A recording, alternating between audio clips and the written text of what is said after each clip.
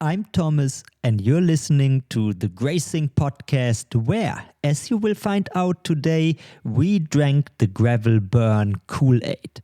Today you will get a quick recap of the events from myself before we jump into the conversation that I had with Clara Koppenburg.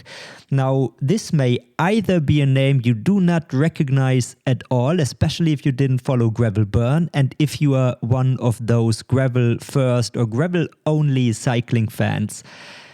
If, however, you are a road cycling fan as well and you follow the women's peloton, then you may have heard of Clara. She is a road pro still currently at the Cofidis women team. So racing at the Pro Tour level, doing World Tour races. And she did not her first ever gravel race, as you will find out, but her first gravel stage race and proper adventure. And she had a cool journey to follow. I really digged it when I was writing about the Gravel Burn on the Gravel Stack newsletter, where, by the way, if you didn't read it, I did daily summaries of the stages. It was really a cool race to write about and to follow. Before we get there, I have a few news topics that I want to cover in here as well. Specifically, both of these topics relate to the Major 2 series in gravel, where just yesterday the Gravel Earth series announced the structure of their new season, or I should say the calendar, the races. And there are some major changes compared to last year's edition. First and most importantly, there are only 12 races in the 2026 edition of the Gravel Earth series. There are several notable races that are no longer part of the series.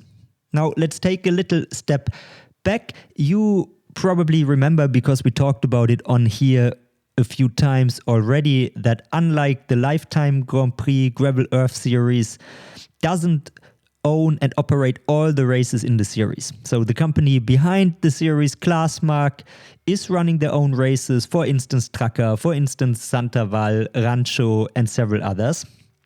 But they also partner with independent race organizers.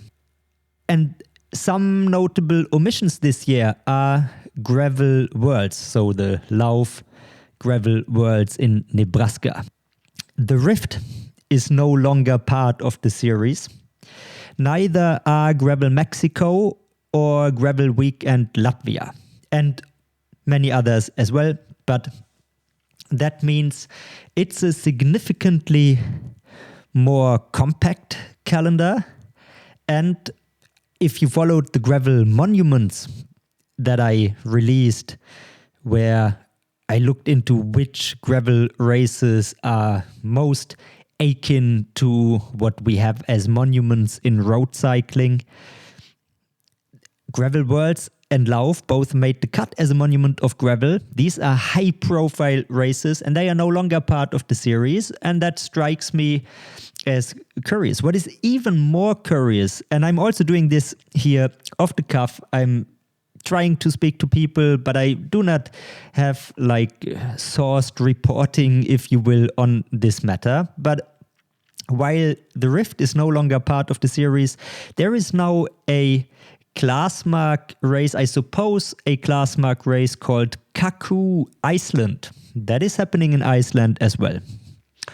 That is an interesting development. I'm definitely interested in what went on there behind the scenes, and hopefully I will get a bit more info on this. There is another detail that stuck out to me. Many of the races, and that is why I assume that Kaku Iceland is going to be organized by Classmark themselves, because those that definitely are, like Rancho, like Santaval, they now carry a little by Tracker line in their name. So it's now Santaval by Tracker.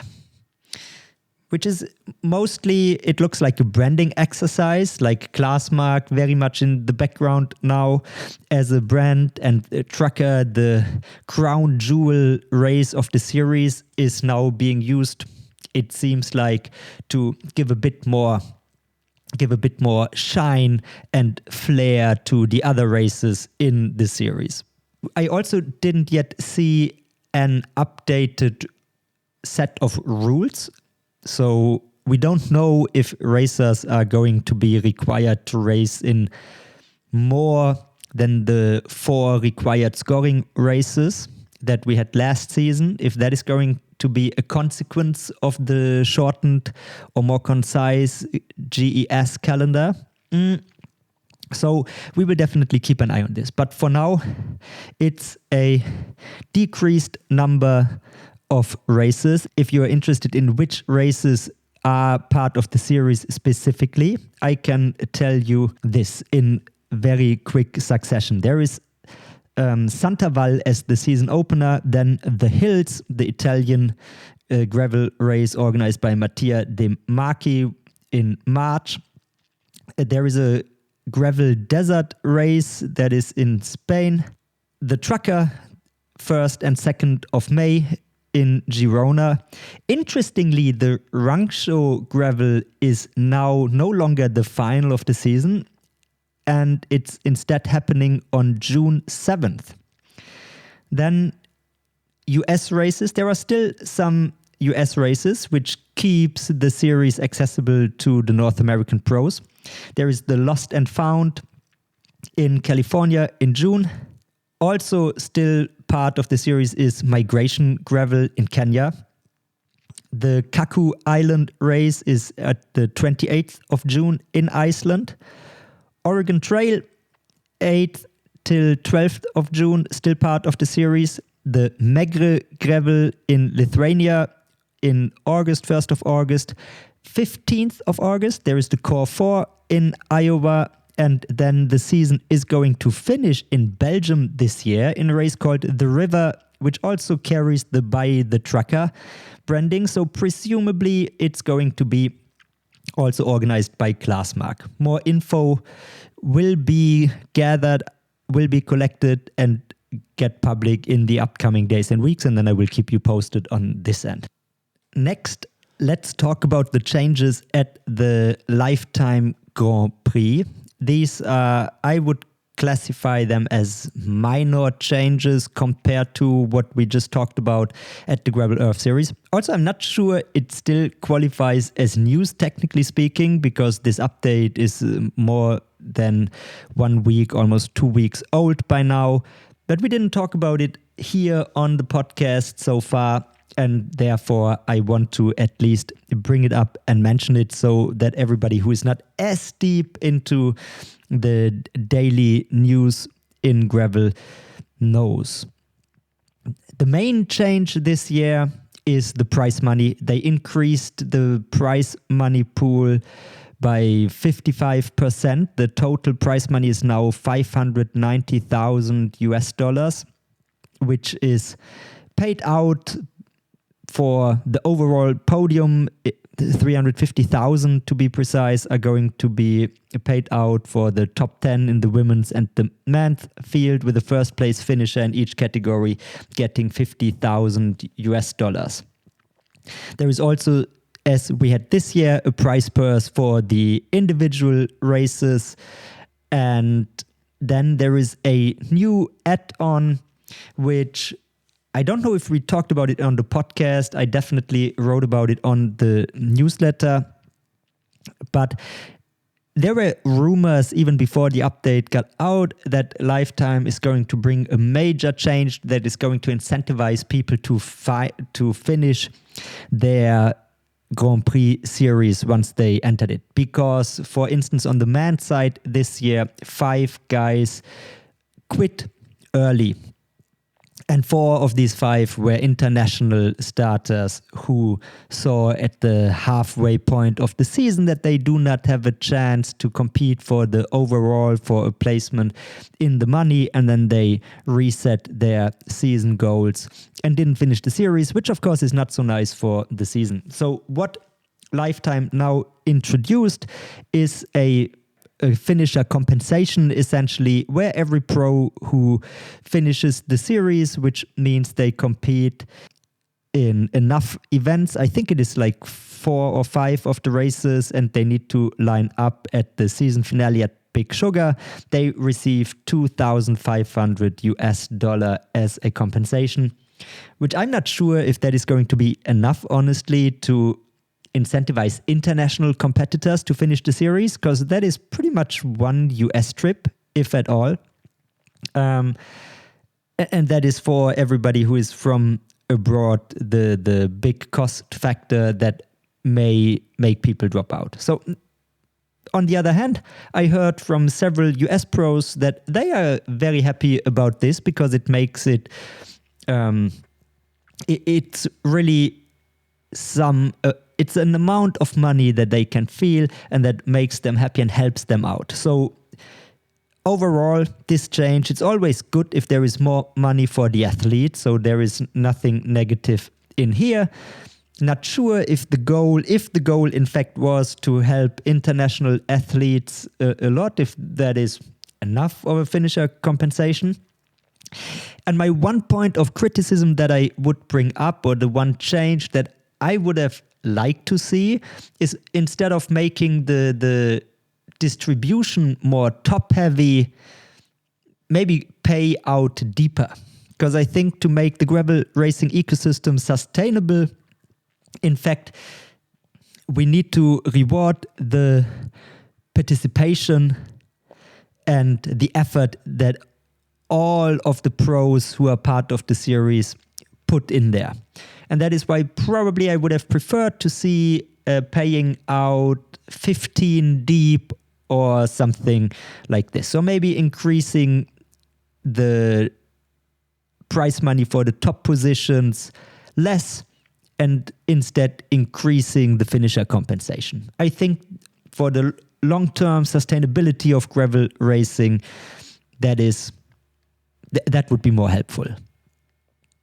I also did hear some rumors, and I believe it was on Payson McAlvin's podcast, where he said he hears the people at Lifetime to whom he is well connected. If you listen to the podcast that Payson and I did on here a few weeks back, then you would probably know he is very well connected to the Lifetime people, and he was talking about rumblings of revenue distribution. If that would be the case, that would be great, because it's something I've written about early this year, how I really believe at least the media business of the big series should be organized in a way that the revenues are distributed among the athletes, maybe the teams that are coming to the sport.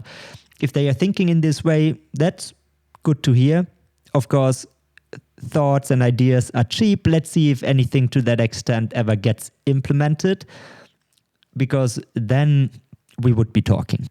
The other update that was framed as a big update to the series was the new transparent and performance-based admission process. And when this came out, I looked into they published a PDF where they described the new process.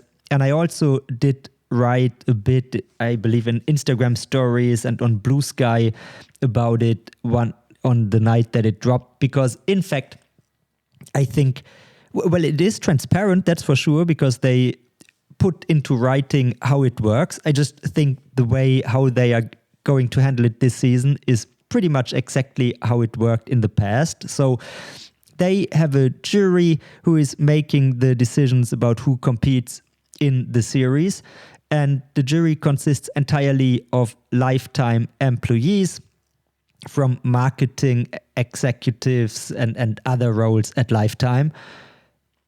I would definitely have preferred, or would think there would be a good argument to include, for instance, former professionals or media people who follow gravel racing, if you are indeed looking for more objectivity in the selection process. But I assume these are the people who made the decision before as well. Now we have names, which, okay, probably helps to make sure to make good decisions, because you are now the one who can be blamed for a bad decision.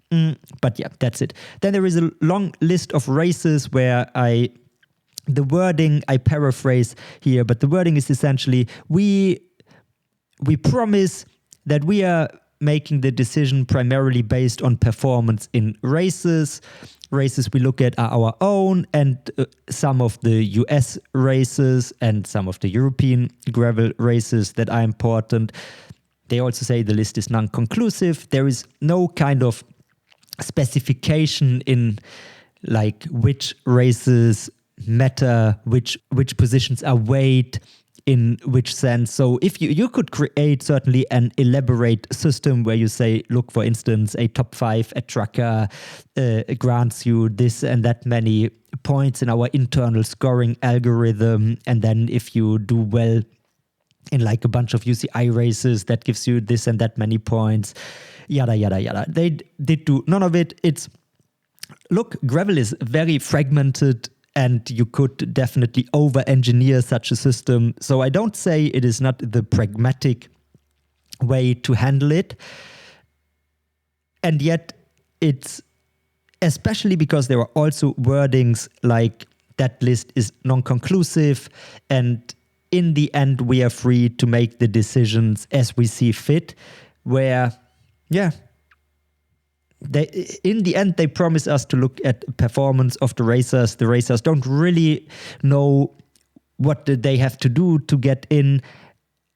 Thus, I'm not sure there is real progress on that end, except that we have a PDF that tells us how the process works in very rough ways. The last news item before we jump into gravel burn is some internal news here. If you followed the podcast at the end of last season already, then you came across our post-season awards, and these will come back this year. They will come back in an updated, bigger, better format, so watch out for these in the upcoming weeks. And with that said, now let's jump into gravel burn. As I said in the beginning, let's start with a little recap of the race. Very high-level recap, of course. Most of you, I assume, if you follow this podcast, you follow gravel racing, so there was no way to miss it. But if you slept under a rock or under a pebble, I guess is maybe the gravel appropriate wording to use here, then you may not know, and so I will bring you up to speed. Gravel Burn was a 1-week stage race in South Africa, in the Karoo Desert, Karoo region of South Africa. It featured 800 kilometers of mostly gravel and off-road racing, the exact details of which you will hear in the conversation I had with Clara in a minute. Let me tell you about the results. On the women's side, the overall win went to Axel Dubois-Prévost, who had a super strong performance over there. She had 4 stage wins in total, and it was a big comeback surprise victory in the final stage, because Axel won the first stage, she won the second stage. As a result, obviously, she was leading GC. She defended GC in the third stage, but then she had a bad, nasty flat in stage 4, which ended up costing her like 9 or 10 minutes to then leader Ashley Moolman-Passio. If you follow women's road racing, you know the name. She's a very strong rider, one of the best climbers in the women's peloton. And she is South African as well, so the local hero was then in first spot, and she in turn defended her lead until the very last stage, stage 7, where, well, misfortune struck her because Ashley got a nasty flat herself in that stage. You will hear Clara talk a bit more about this in a bit, but the result was that she lost a lot of time, and Axel, she put in a super strong performance. So she went into the final day with almost 9 minutes back on Ashley, but she was not in second. She was in fifth place before the stage, and she dropped everyone, made it super hard, pushed everything she got, and ended up winning the overall. Quite an impressive performance by Axel to finish her season. Let's quickly talk about stage wins. I mentioned first and second went to Axel. The third stage was won by Lauren Stevens. Melissa Rollins won stage 4. Stage 5th, so the day after her flat, was another Axel win. Stage 6 ended up being neutralized because of wind conditions, so no winner there. And the final stage, as I just said, went also to Axel. So 4 stage wins in 6 stages that did get a winner. She was the strongest rider out there. A few additional notes on the women's race. Hayley Preen, another South African rider, mountain biker, gravel racer, was part of the Lifetime Grand Prix this year as well. She had a pretty strong race, but she suffered so many mechanicals. Like, I think every day she had like a flat tire or some wire wrapped around her wheel. So she lost a lot of time.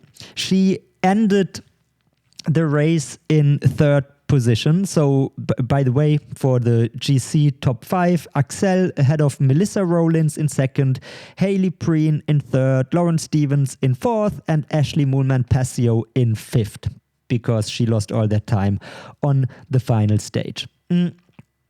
So, Hayley Preen in third, just 8 seconds behind Melissa Rollins. She definitely had a lot of mechanicals out there.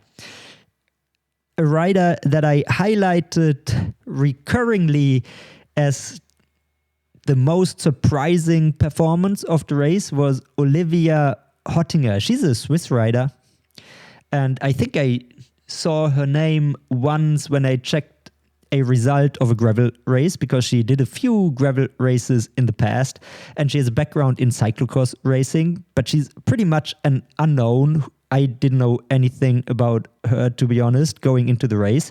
But she made an appearance in the top groups of this race frequently and finished in 7th overall. So super, super strong, surprising performance. Let's see if she will do more racing in the upcoming season. And one little detail that I found interesting. So Axel was, as we just covered, super strong. And after the first stage, she was a guest in Payson McElvin's podcast. Payson was also doing the race, and he did daily updates in his podcast. And what Axel said there was, look, I came here to do a vacation, and today I felt strong. I saw after or in stage 1 that I could hang with Ashley, and then I managed to beat her in the sprint because it was technical terrain, and that suits me maybe more than her. But yeah, she repeated that she was there on vacation and came to enjoy the time. And look, probably that is what happened. But what I was wondering after everything was said and done out there is, did she actually take a page out of the Sofia playbook? So if you follow a bit what Sofia Gomez Villafañe does, and what people realize is she knows how to play the mind games as well. Probably you remember the story that Cécile Lejeune told on the podcast here, where at Oregon Trail, where everybody was sleeping in a tent except for Sofia in an Airbnb, she posted daily updates of her sleep score on Instagram to just mess with the people. And I'm wondering if Axel also did this here, telling everybody, look, I'm just here on vacation, and then dropping the hammer with such a strong performance. Maybe she didn't. Maybe it is just how it went, but something to watch out for. Now, let's jump onto the men's side real quick. It was won by favorite and local hero, Matt Beers. It was a very cool, very exciting battle with Simon Pelot, actually. Simon, who finished in second. They entered the final stage on only a 33-second gap. Simon won a stage, managed to get a bit of time back on like the steepest, the mountaintop finish in stage 5. So it was exciting racing by the two. It was not an unexpected win by Matt Beers. The top 5 overall, Matt ahead of Simon Pelot, Hugo Dreschu, Tristan Nortje. I don't know how to pronounce his name because it's not pronounced as it is spelled. And then 5th, Lukas Baum. So you see pretty high level competition out there. And we saw some exciting racing on the men's side as well. The stage wins: first stage, Matt Beers; second stage, Matt Beers; third stage, Simon Pelot; fourth stage, Matt Beers; fifth, Tom Pidcock. We'll get to him in 1 second. Sixth stage, no winner because it was neutralized. And the final stage won by Travis Steadman, who is a Matt Beers teammate on the Toyota Specialized team. He and Matt Beers dropped everybody, and then it pretty much looked like Beers let have Steadman have the win. Tom Pidcock, he sadly didn't come to race properly. He came there, according to his own interviews and statements, to have a good time, to enjoy the riding in Africa, and he delivered a stage win, which presumably made his sponsors happy, probably made the organizers happy by winning stage 5, the mountaintop finish, queen stage of the race. I would have really loved to see him racing properly. I mean, not having done special dedicated prep for it, but really doing all the stages in race mode, because one of the discussions we often have in gravel is what would happen if the World Tour competitors would come over to gravel racing? Would they dominate? And I mean, especially a guy like Pidcock, who has the off-road acumen, being Olympic winner, world champion on the mountain bike. He has all the technical skills needed and the power. So it would have been cool to see how he stacked up against the top gravel and mountain bike folks out there. We didn't get to see it, a bit of a shame, but I still liked his presence there because he seemed to be enjoying the vibes. If you read the gravel stack, you saw that in the preview I said, look, I heard rumors of people saying he will probably just come do the first stage and then give up. These were rumors I heard. He didn't. He slept in a tent actually all the week, stayed out there, did it, and I found it a bit surprising. I mean, we even learned in an interview that he gave at some point in the week that he actually owns camping equipment that he bought, and he sometimes sleeps in tents, which, yeah, he's one of the most famous, best paid racers in the World Tour. Seeing him out there, enjoying his time, doing a few interviews, jumping on Paysons with Pace podcast was nice from a fan's perspective. So good. Still, I would have preferred to see him racing out there. Simon Pelot is one of the greatest additions to gravel racing in 2025. I think that is very fair to say. Probably, so we know Cam Jones already competed in gravel regularly in 2024. Of course, his stature rose this year. But if we look at real new additions, it's Simon for sure. He brought so much fun, so much competitive spirit. In several races he did this year, was responsible for action, for stuff happening. He was on the record telling that he's a bit disappointed by being second over and over again. So he probably didn't enjoy coming in second this time around again. Nevertheless, I think the fans out there appreciate him, and rightfully so. Let's see in which setup he will be back in the next year. it sounded a bit like maybe he is not anymore doing the same amount of road racing, which he did this year. His calendar included many Asian stage races in particular because he was on a Chinese road team. And yeah, let's see if he focuses more on the off-road, the gravel stuff, what he can do. Very cool guy, fun guy to follow. And last little remark that I have on the men's side, the Rose Racing Circle guys, Luis Neff and Lukas Pöstelberger, they had some really good legs apparently, but also some misfortune, which in stage racing and in off-road racing generally can always play a role. We saw Luis Neff sitting, I think, in 6th overall when he got sick and had to quit the race at some point. And then Lukas Pöstelberger tried to get away, win a stage several times.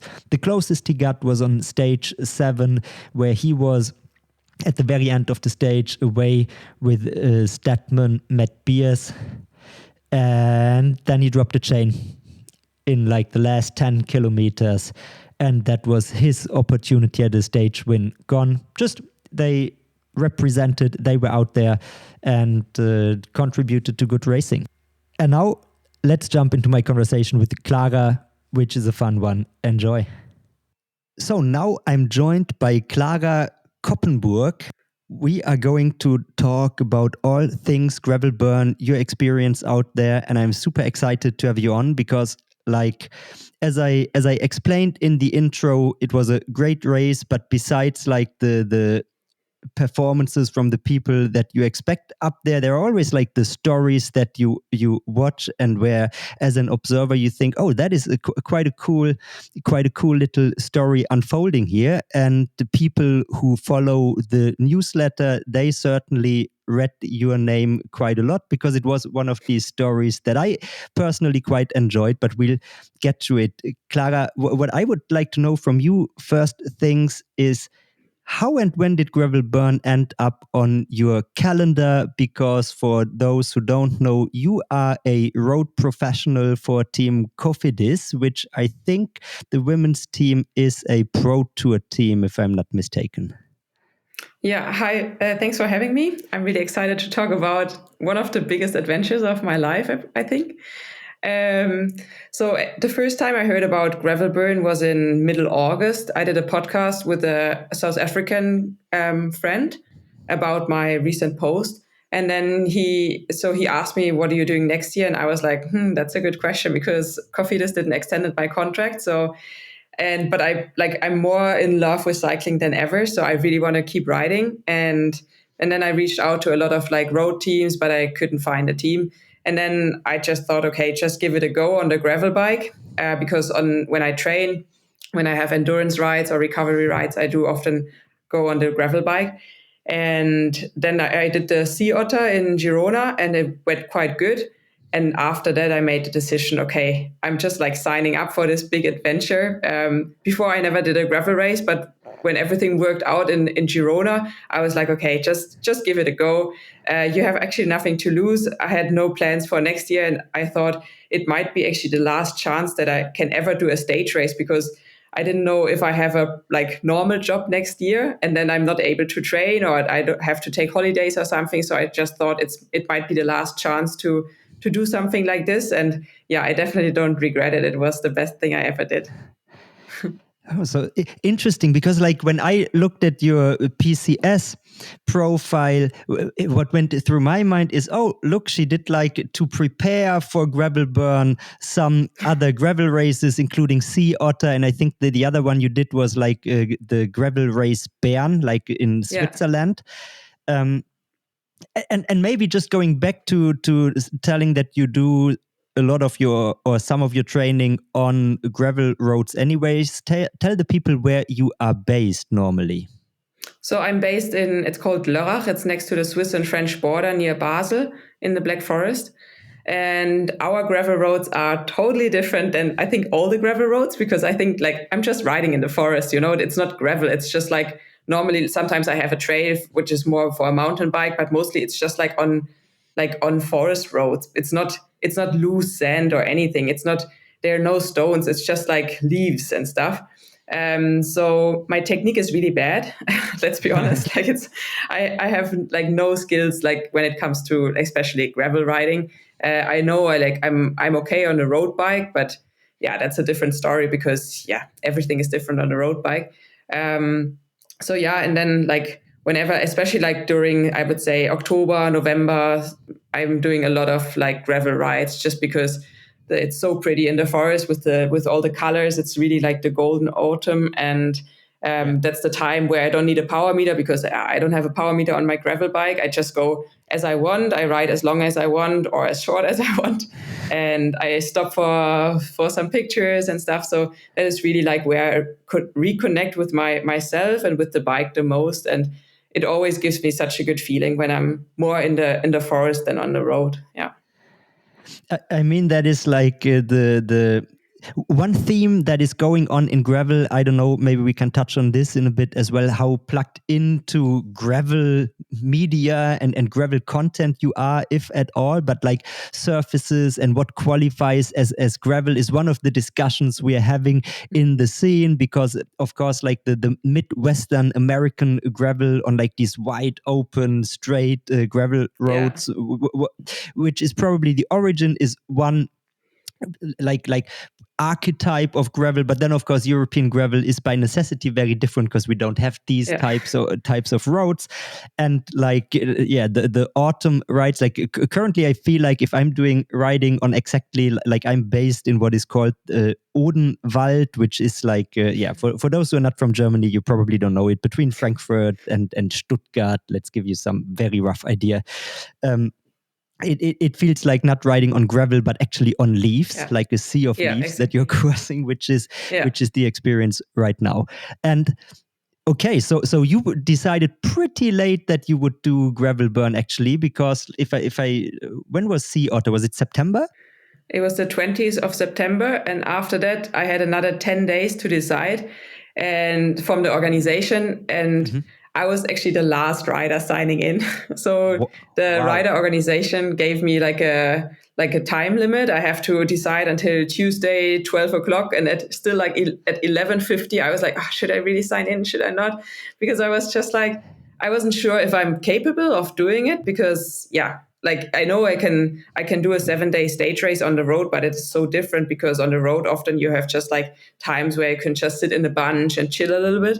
And like there's a team behind you that organizes everything.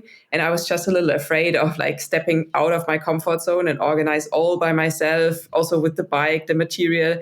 By then I still didn't know how to plug a tire. Everything was so new. So I was just a little afraid to really sign in. Also, like it's a big amount of costs, obviously. But then I just like 10 minutes before I had to decide, I was just like, okay, just sign in. And once the decision was made, I was so excited. And then the preparation started, like not preparation on the bike, but mostly like, okay, what kind of material do I need? I texted so many people, like, what kind of tires are you riding? Because I'm really so new and I didn't know anything. Text? So who can you? I texted definitely Caro Schiff. I texted then Jade Treffeisen. I texted Rosa Klöser, some Swiss people, also Georg Egger, Karl Platter. I was just like reaching out to pretty much everyone. Simon Pello. Nice. Yeah, sometimes I got a like response, sometimes not, but mostly I did. But then in the end, everyone says something different, and then I got even more confused. Some say, "Oh, you definitely like need 50-millimeter tires," and I like, "Oh, it doesn't fit in my bike," So I got more and more confused. But in the end, I had a good setup, so that's all what counts. Yeah, I mean, there is like one of the bigger differences, I think, between road and gravel racing, at least in the form we currently have it, where there is like very little team support. I mean, obviously, like if you're like on one of the bigger teams, say Specialized or so, then you do get some support. But also for a race like a gravel burn, it's not comparable to like at least the biggest races on the road, the level of support. So as you went in there pretty much last minute, you told me about like the equipment and the texting. Did you do some other type of preparation, like on the nutrition front? Did you deep dive the stage profiles? Did you make any plans in that regard, or did you take it more by let's go there, let's feel it out, and then take it as people like saying day by day? Mostly I just thought, okay, like I didn't have massive ambitions. I just wanted to have a good experience there. I was never going there to, of course, I'm happy if I race well, but it was really mostly to just have a good time there and enjoy riding. So I didn't really prepare it so good, like on the bike, I would say. Of course, I had a look at the stages, but we only got the GPX tracks like 2 days before the race. So we just got a little overview, like from where we start and where we end, but there was no, like, there was a little profile you could see, but the organization wanted that the route is completely new for everyone and that nobody can have a close look to it, which I think is quite fair. And I actually did a tire plug course. Nice. How did you do it? Because I have these dyno plugs in my saddlebag since I don't know, since I switched to tubeless. But I actually and now I'm jinxing it. I know, but I never got a flat, so I never got to use one. Well, how did you do the course?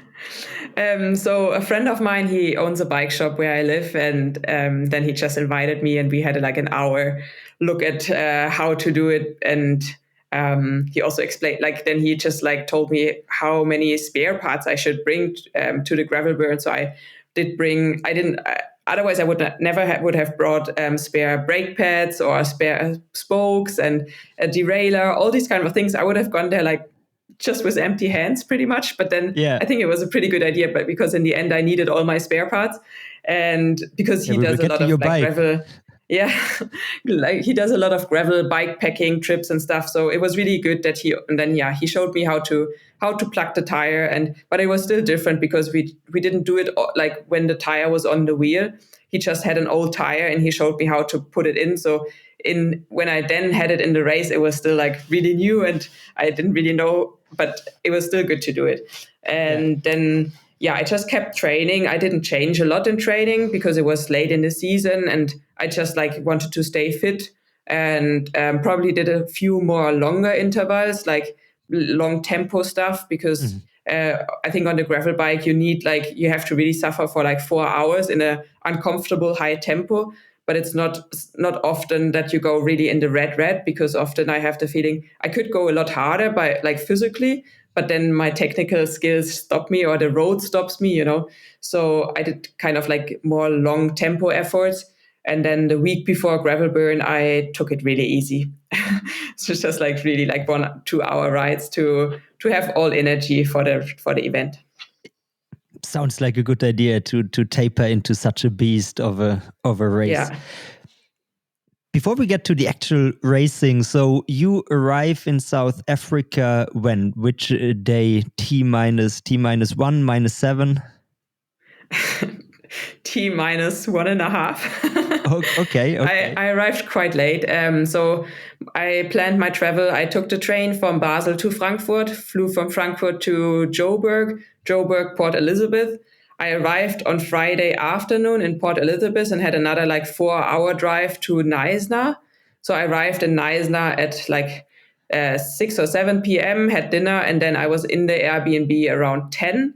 How long was Saturday, the trip in total? Like door to door? Total was going there was about 26 hours. Wow. But I had a flight overnight, and I took a good sleeping pill, so I was quite lucky. Okay. And so it was actually fine. And then I arrived quite late on Saturday. We had the whole day, a lot of like stuff to organize, like picking up numbers, making pictures, headshots, riders meeting. How was the packet pickup? Because we heard like people from the gravel scene, if you follow them on Instagram, they said, wow, this packet pickup was like so professionally organized. Like it's like nothing I've ever done in terms of gravel racing. But how does it compare to like the road races you normally go? Was it still like an experience where you say, oh wow, is that well done? Or was it just like, that's the standard I'm used to? No, I'm not used to that at all, because normally I arrive like the day before the race and my team picks me up at the airport. Everything is organized. I do my pre-race ride and I don't have to do anything apart from like until like 10 minutes to go to the starts. I have to sign in, but the sport director, he picks up the numbers, he enters, the people like our mechanics, they put the transponder and the number on the bike, and suddenly Sure. I had to do all of this on myself. So everything was new, so I can't really say if it was well or badly organized, but I didn't had any problems. We got like a really good like time setup where we have to be on Saturday, the day before the race. So it was really like organized, and we went there, we did our like pictures, we got like this bag with everything inside, with three numbers. So in case one gets broken or something, so we got a lot of numbers for the bike, like on the frame, the transponder, and on the handlebar. And so like everything was super clear with a lot of instructions how and where to put the numbers, because otherwise I would not have known. Yeah. And so I think in my eyes, it was perfectly organized. It was still quite a long day, I would say, because by the time we were back in our Airbnb, it was probably 6 p.m. or something, and that we knew that the start on the next morning is at 8. So we were still a little stressed, but it was not the typical pre-race day, what I'm used to, because normally I get a massage and I just eat and chill. And this on that pre-race day, I was running around, getting more and more nervous, and had the feeling suddenly I'm not prepared for all of this, but in the end it worked out. I mean, the one advantage compared to people who came from wherever the States, for example, is like there is not a big time zone shift. It's still a super long journey, 26 hours. But how many hours difference is it to Germany? It's like 1 hour, 2 hours, not more than this. Only one. It was 1 the hour. same time zone, but then we changed times in the night of the first stage in Germany. So then it was 1 hour difference, which is still manageable. Yeah, that's quite decent. So even the type of media stuff you did there, is that like uncommon on the road scene for most races? You don't have to do any of this media stuff? These kind of media stuff we only do for the Grand Tours. So the Vuelta, Giro, or Tour de France. There we have the big media day, probably 2 days before the first stage, where we do headshots and those like winning strike poses and stuff, and the official riders meeting where like the race organization explains us about safety protocol, all these kind of things.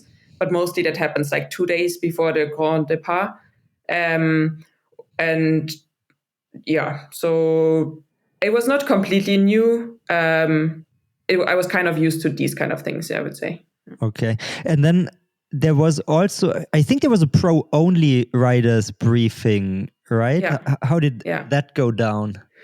So because some stuff like, leaked on the internet, but I need a first-hand account.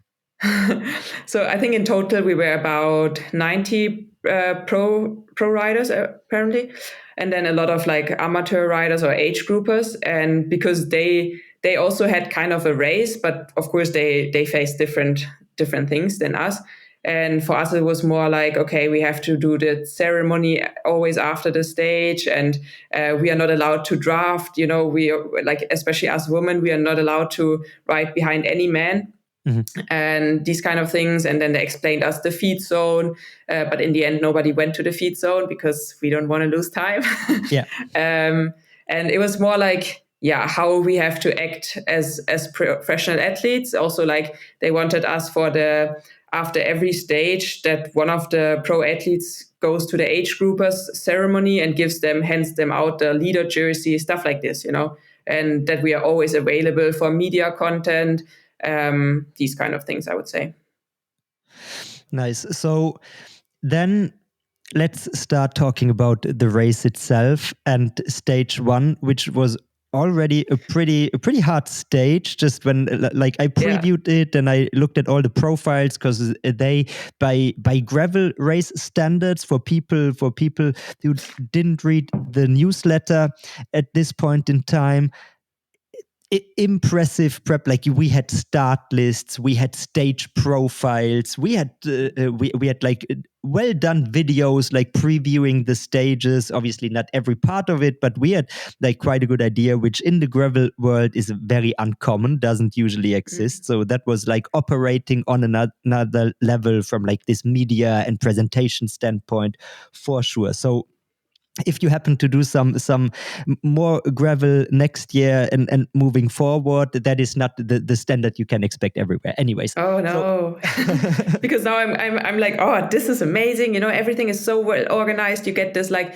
YouTube video after each stage. It's so cool. Now I'm like used to it, and I like started with the highest like expectations, but yeah. It's the benchmark the others can aspire to achieve. Like I use the term prestige gravel for certain races, and like the inaugural edition of Gravel Burn, right away, like even before it started, it was clear that it would be prestige gravel, which of course also is a testament to like Kevin Vermaak, like the organizer, former Cape Epic founder. I assume most people listening know the history, but yeah, like it's founded by the people who also founded and a few years ago sold Cape Epic, and that obviously are some of the most experienced organizers in off-road stage racing, and they put together this show quite well. So anyways, we get to this first stage. It looked on paper to be already a pretty hard one, GC stage, we would call it,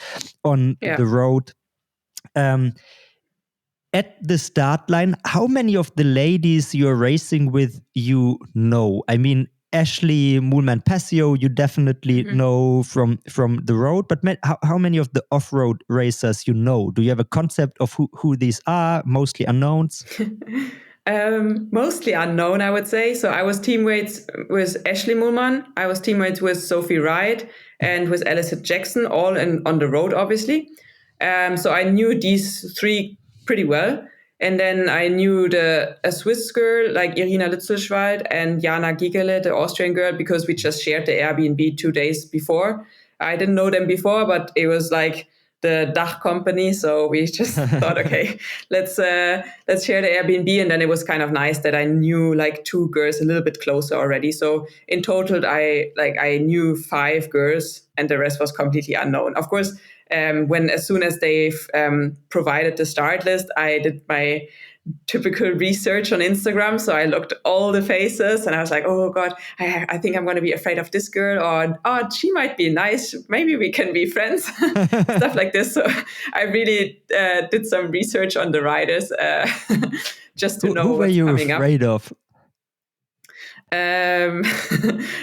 Not sure if I can say, Okay.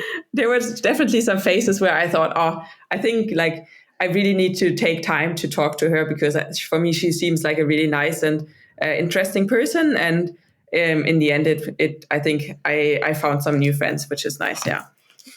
But so you did the Instagram research and not like the PCS research. Yeah, also kind of, but mostly Instagram. Okay. Because like, yeah, there is no briefing that you get from any DS on who you have to take care of. But then you also said you were not primarily coming with a result as a goal, so it didn't matter that much. You were not going there to win necessarily. No, not at all. Yeah. So stage 1, tell us about your day and how it went.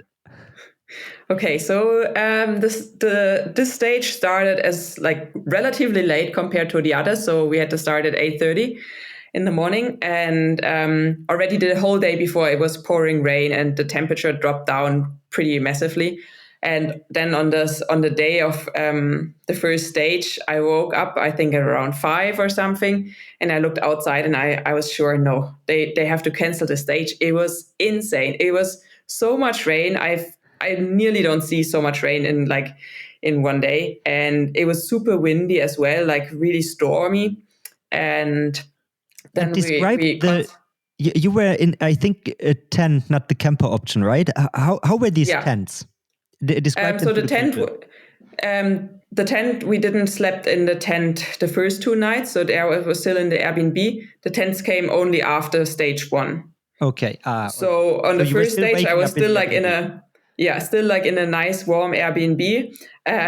So during breakfast with the Austrian and the Swiss girl, we were talking like, no, for sure they're gonna cancel it, because one of the Swiss girls, she raced a couple of times Cape Epic, and when they had similar conditions or even less bad, they canceled the stage or they shortened the stage. So we went to the start like hoping, okay, they have to come up with an idea how to get us to the next point, but without racing. And then like we got dressed, and then we were still sitting in the Airbnb, like taking the hair dryer to keep us warm and stuff, because we had like 5K on the bike to get to the start.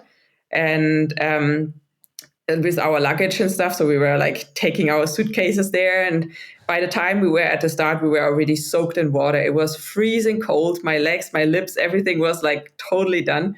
And I was like, oh God, what a start to a 7-day stage race.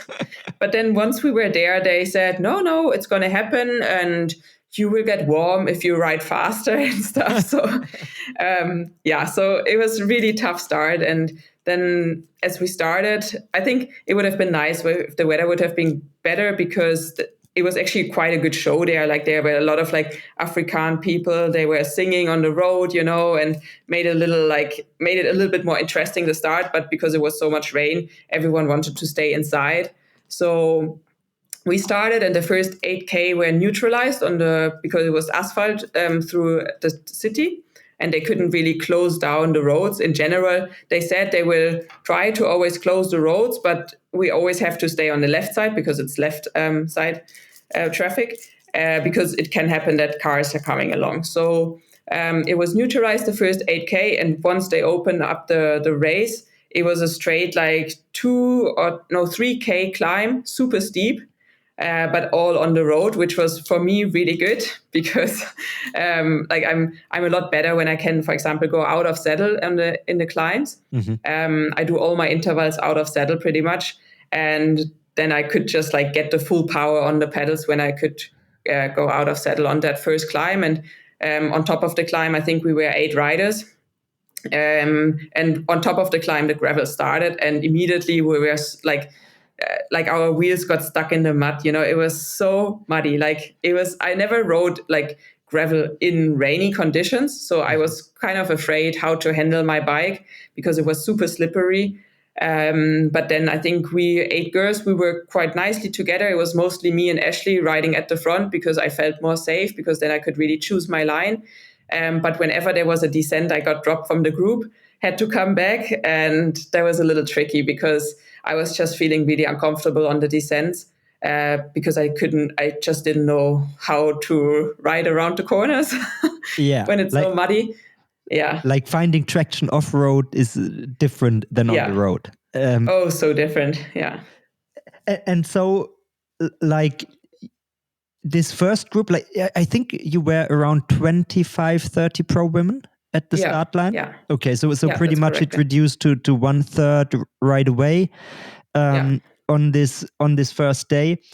Like the mud, explain the mud, because that is something in gravel. We talk a lot about different types of mud. Probably you heard the term peanut butter mud before, which is what Unbound is famous for. It's like super sticky, and if you're not careful, then it will destroy your derailleur, which especially for normies, amateurs like myself, that is an expensive experience to have. And then there is the type of mud that you can ride it off. If you go through like a puddle or so, then it will ride off. And it was not the peanut butter variety you encountered. No, it wasn't. No, it definitely wasn't. It was still super muddy and often some big holes with a lot of water and stuff inside.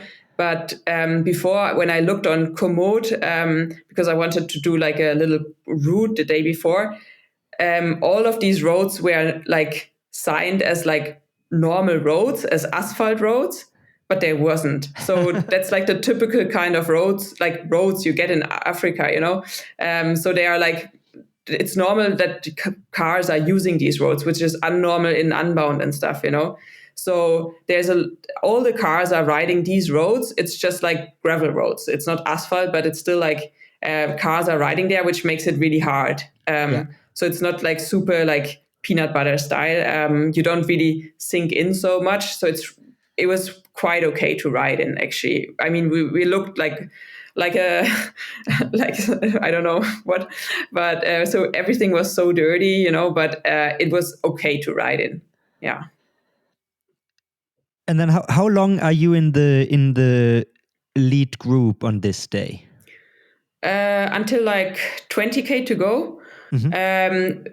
So we had a really tricky 5K descent with a lot of sharp turns, and I lost completely my visibility because through the glasses they were so foggy and muddy that I could not see where I was going. And then I tried to put the glasses on the helmet, but then I got all the mud in the eyes. So I got so afraid because I couldn't see, and then everyone was just going full gas on that descent, and I didn't want it to crash, so I really took it quite conservative and slow.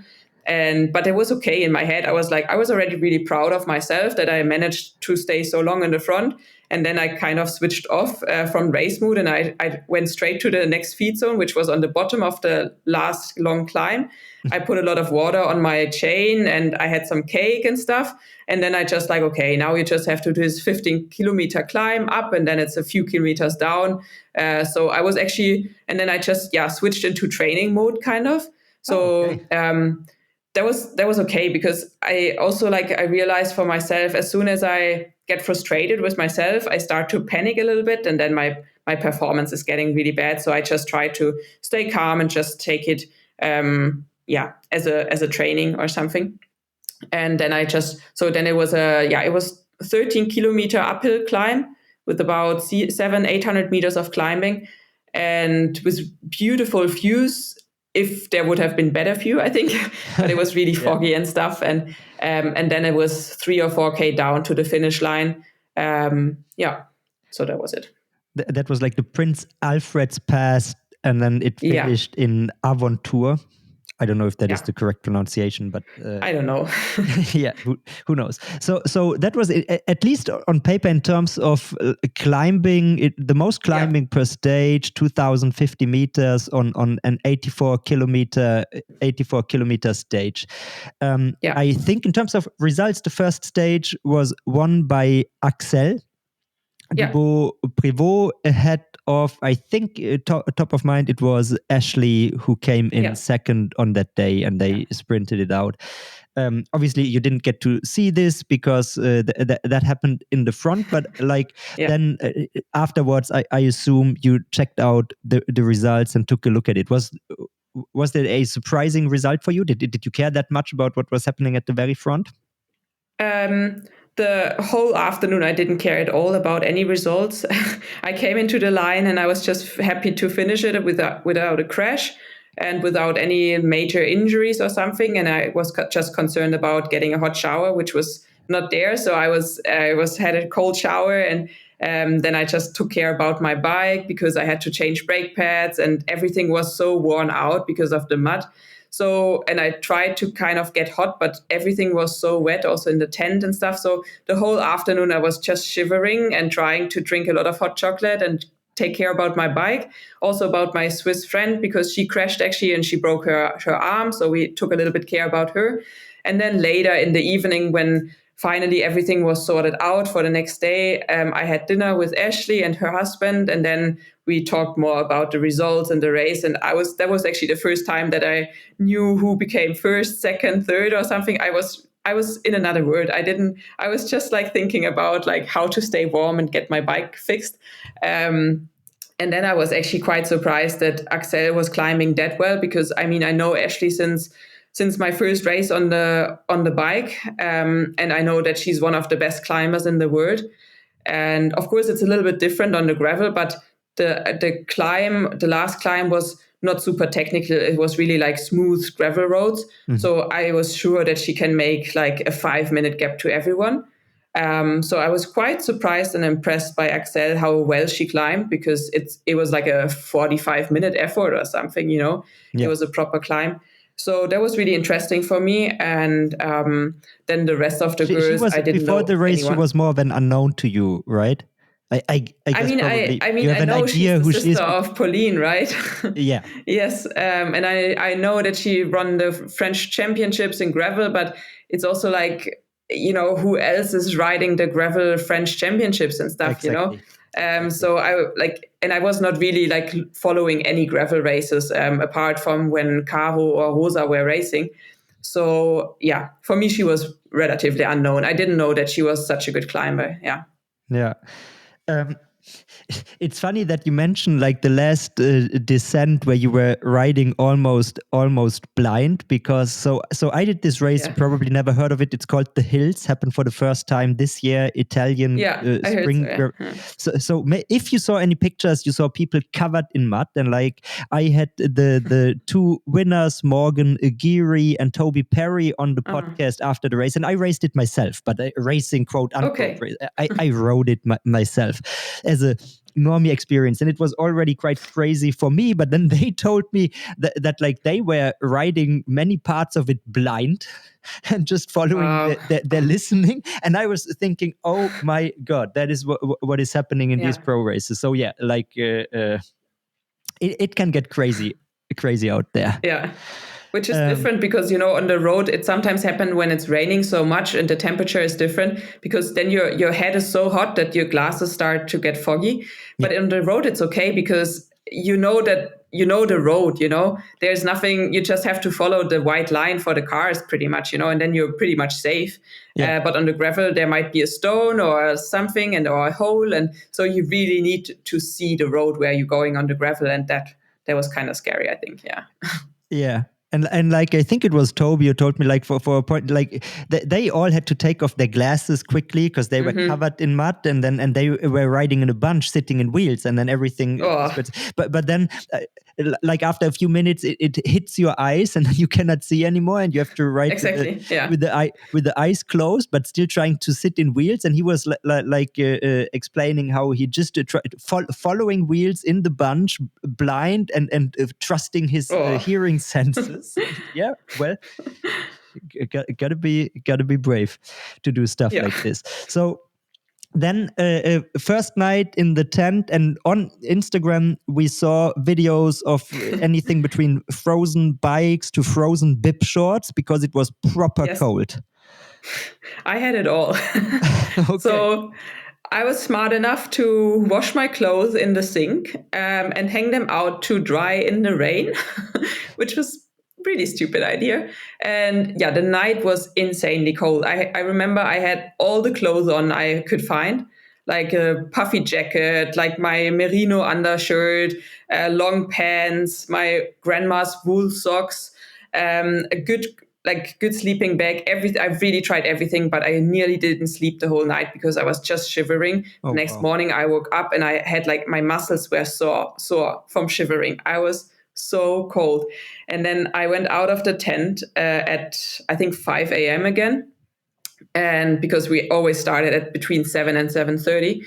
And I got out of the tent and everything was like this kind of white. The whole grass was white.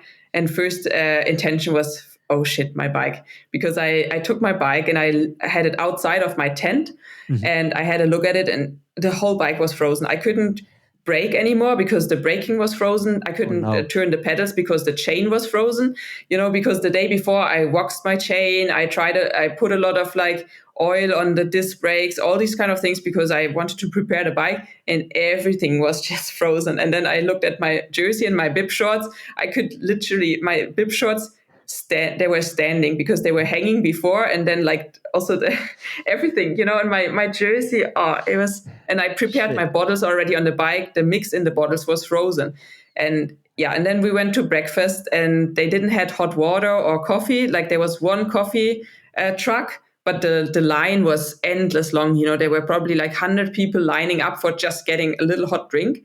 Yeah. So we just sat down at the tables, had a hot porridge, and then we put the bowls from the porridge on the table, and they were just sliding down to the ground because the table was frozen.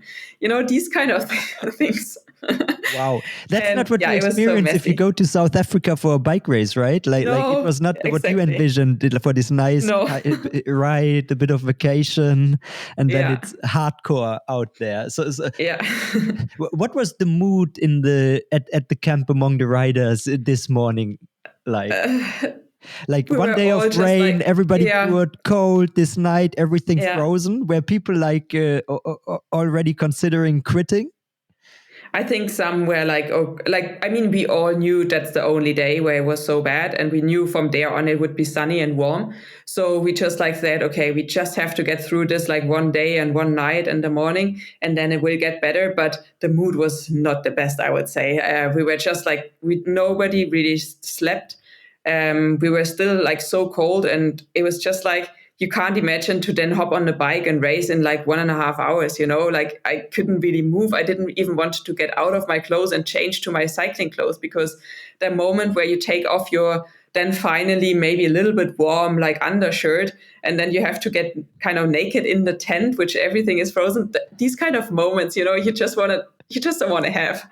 And then, Yeah. but once we were at the start line, it got like, and even in the morning, we were still standing around the fire. So every, like, I would say 30 tents had a fire in the middle. Uh-huh. And people were still standing around, try to get a spot for their bike to get a little bit warmer, like air to the bike. And people were still drying their shoes. And I remember the night before, we were also sitting there at the tent, at the fire, and tried to get our shoes dry. And one girl, she forgot her shoes around the fire, and then they completely melted. Oh no. Oh, that was so shit. Yeah. So like there were so many things already going like wrong on the first stage, or made it really difficult. But once we were at the start line of the second stage, it got warm, and 10 minutes into the ride, I realized, oh, I have way too many clothes on for that day. So the temperature went from like 5 degrees at the start line up to, I think, 20, 25 degrees during the stage. Oof, within like 1 or 2 hours. So yeah, like even from a tire pressure perspective, that are like hard to deal with changes in temperature, because it messes up your tire pressure completely. Does it? I didn't know. Oh yeah, it does, because like if you I always, that's the kind of stuff I don't memorize. I just Google, but I'm pretty confident that once it is cold, it is like, like say you put 2 psi in there, and then it gets warmer during the day. It can end up at like 2 not a psi. I was talking bars there, but say you put 35 psi in there, you can be at more than 40 once it gets warm. So this can be quite a significant change in pressure, the temperature, and that is hard to adjust for. And then of course, like clothes and all that kind of stuff. It's a different type of experience than what probably you're used to from the road. Oh yeah, that's true. and then let's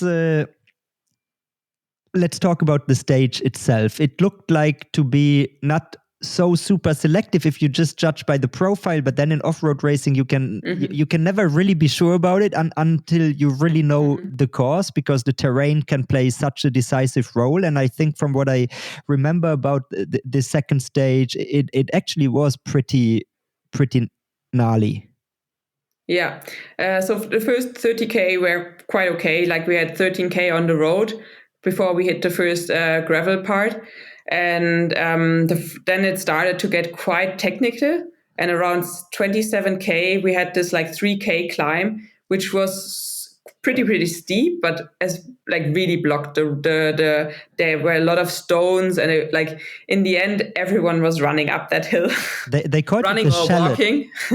They had footage of it, the shallot, and I think Haley Preen was the rider who rode it the furthest until some obstacle stopped there, and then pretty much everybody had to run it up, and it looked really gnarly, and maybe the one feature that could break the field apart. Where did you enter it? Like in like the main group? How was the race at this point? At that point, everything was still together, but I was like, I didn't really find a good line, so I got shuffled back quite a lot. So I was entering that climb around 15th position or something. But then ahead of me, girls were already stuck in some like technical parts, and I actually touched with my shoes. I touched a stone, or like with my pedal, and then I had to click out. And once I clicked out, I was not able to hop on the bike again. And then I was just running for like walking 1.5K. And I completely lost the whole front there because some What shoes did you wear? really, Road shoes, or did you have like mountain bike shoes? No, I had the mountain bike shoes, yeah. Okay. But even walking was really hard there because it was so tricky. And then still like girls tried to get on the bike again and they were screaming, stay left or something. And I was just like, oh, I just want to get up there. But in the end, yeah, everyone had to walk more, like some had to walk more like me and some had to walk less than like for example Haley Prix, but then on top it was split it into pieces. Everyone was alone, and also then on top of that, like relatively short but like technical climb, the descent was super technical. Like it was pretty much like the uphill. And I was going really slow there because I didn't want to have a puncher, and I didn't know how to ride. So I was really like, by the time I was back on normal gravel roads, I was just alone, and then I just did my own thing. And your own thing, did it come back together a bit, or was it like the rest of the day solo? Yeah, the first, I would say 6-7 riders, they came all back together. And then I was actually, I think, the first one chasing them. And I had another Austrian girl always on my wheel.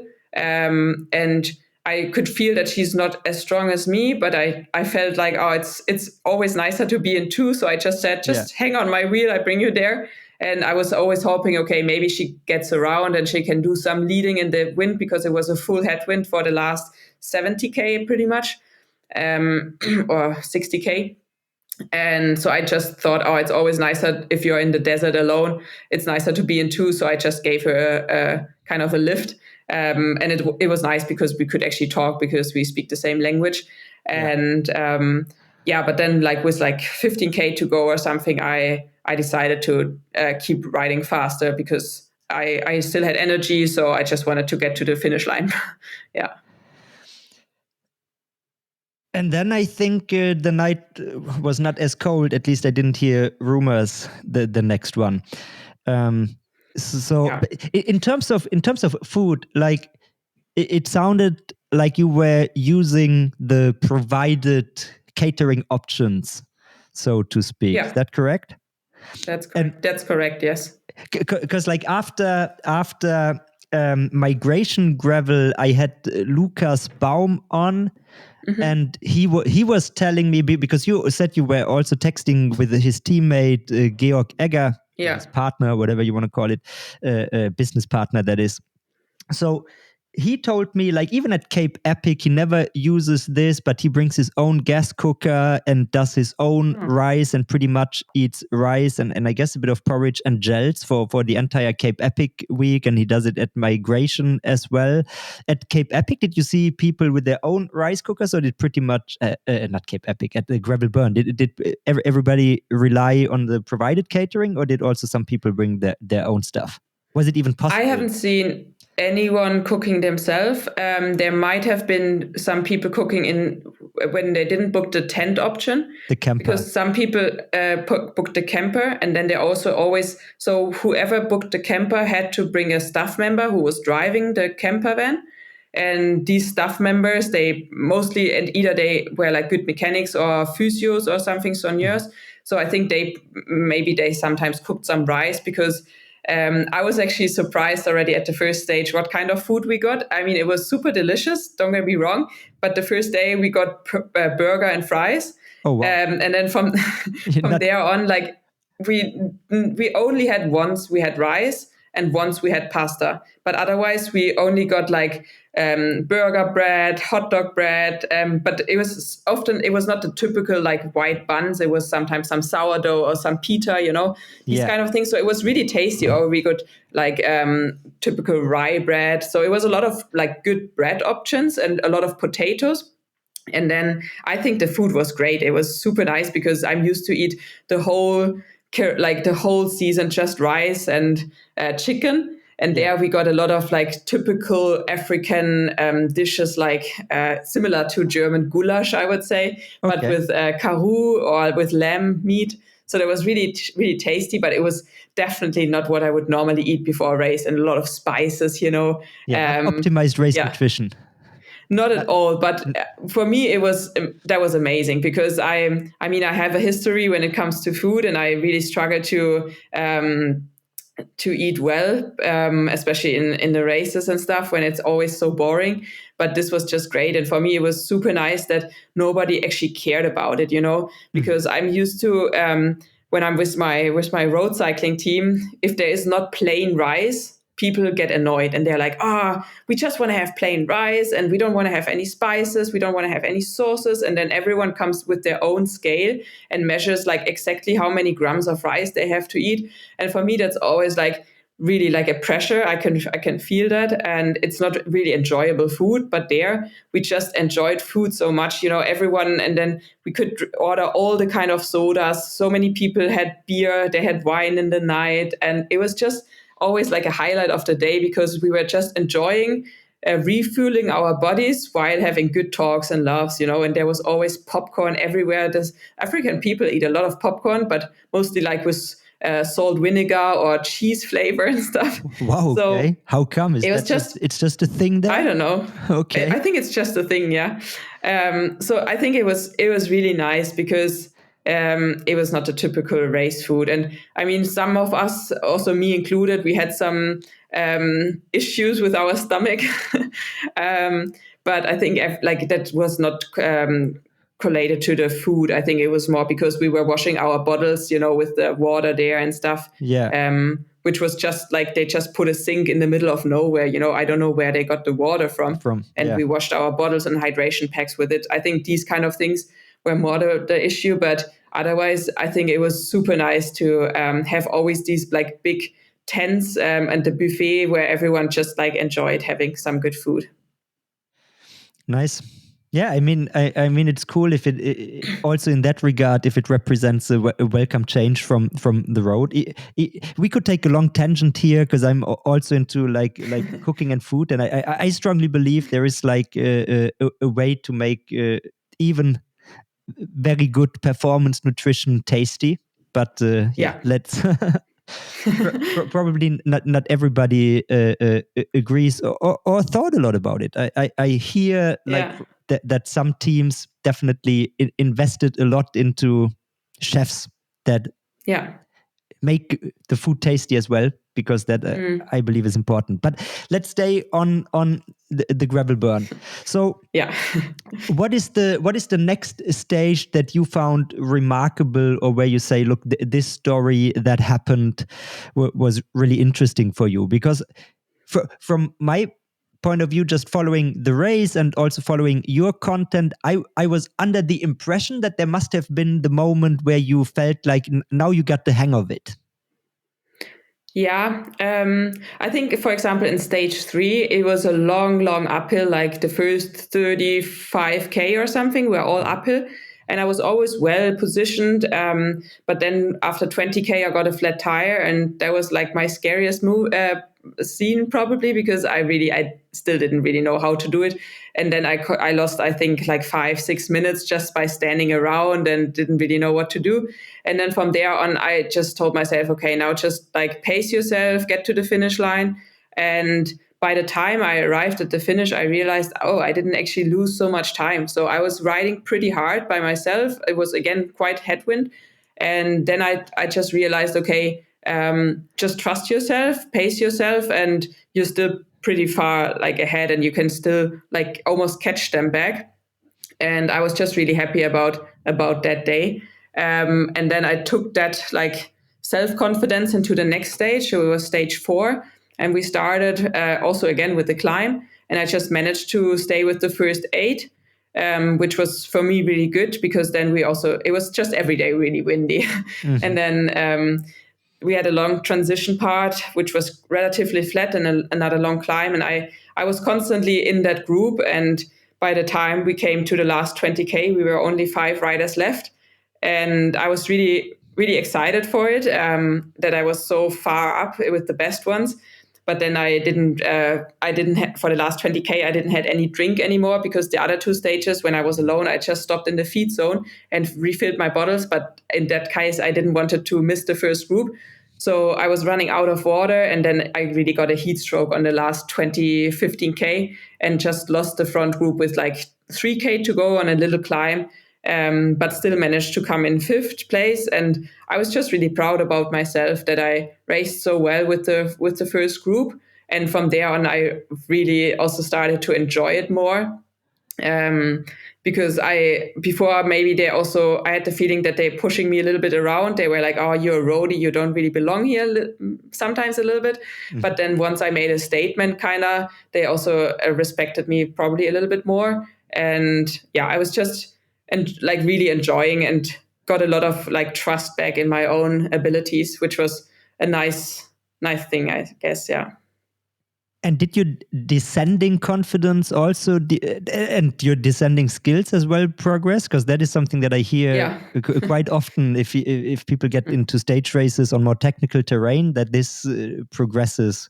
How did your journey on the descending I think, go? On that stage, on stage 4, where I knew I have to stay in this front group, because if I get lost or if I get dropped, I'm really completely by myself. And it was again like a headwind to the finish.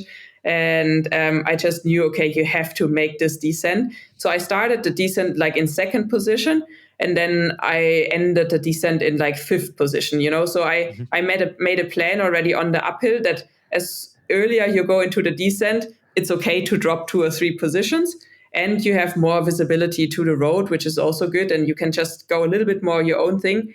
And once I realized, okay, like I can actually, if I just trust myself and the girl in front of me, if she can take that line, I can also do it, So I just had to tell myself, don't be scared, let your bike go. And it worked out. I was happy about it, yes. So you did a bit the tactic that usually you hear about climbing, where people try to enter the climb in first position and then they can drop, and you did it on the descending part. And did you also scout like who is really good at descending and looks trustworthy? Yeah. And I try to sit in this wheel because I personally, I find it like I'm mediocre at descending, and I broke my collarbone at some point last year. And then after this, I really had to regain descending confidence primarily. And I feel like if you're riding with somebody who is competent, and then in the wheel, it's much easier to descend fast than in the front. Yeah, that's true. Yeah, I mean, like during the stage, I could see who's technically better or worse. And then I tried not to stay on the wheel of someone which I didn't trust or which I thought this is not a good wheel. Yeah. So I think, you can really like find good girls in front of you or people you don't want to have around. Yeah. And so in terms of results, let's take a look at the GC and what had happened. So 2nd stage was also won by back-to-back by Axel. Yeah. And 3rd stage, do you remember who won the 3rd stage? I think it was Melissa Rollins. No, it was Lauren Stevens. I think the 3rd stage, and the 4th stage was Melissa Rollins. Yeah, this way or the other way around. And then I think it was also on stage 4. No, or it was it stage 4 or stage 5 where Axel had the flat and lost her GC lead? That was stage 4. Yeah, when I was actually with her in the front. Then she had a flat tire. Yeah. At this point, did you start thinking about your own position in the GC? Did it become more relevant to you, or were you still quite relaxed about it? I was pretty relaxed about it. I was like, well, I have like 20 minutes on her or even more. So yeah, she will come back. Like for me, it doesn't change anything. But because I'm quite good friends with Ashley, I had a like little talk to her, and there was actually another girl like trying to motivate us. She was like, oh, Axel, she had a flat tire. Now we have to go full gas, Yeah. So first we thought, that's a little unfair, but that's gravel racing, I guess, It is. And brutal. And the day before it happened to me, and the day after it can happen to everyone else, So, and you have to manage these kind of things. And so once I realized that, I just tried to ride a little harder to give Ashley more time in the GC. And I was happy when she was in the leader jersey after that stage. Yeah.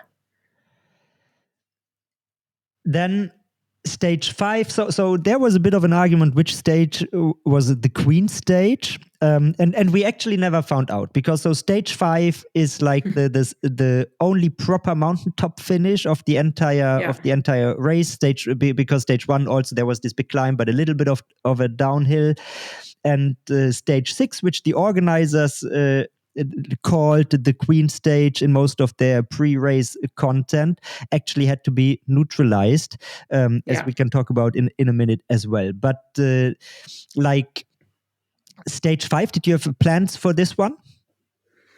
I think everyone was really happy to have a lot of asphalt.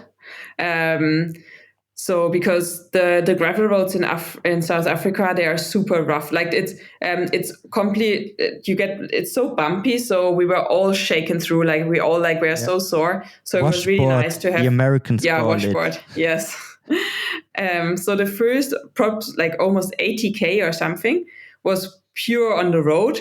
And I think there was like every girl, like I think we kind of made a commitment. So we just stayed as a whole bunch until that point, so that everyone has a little rest day pretty much. Yeah.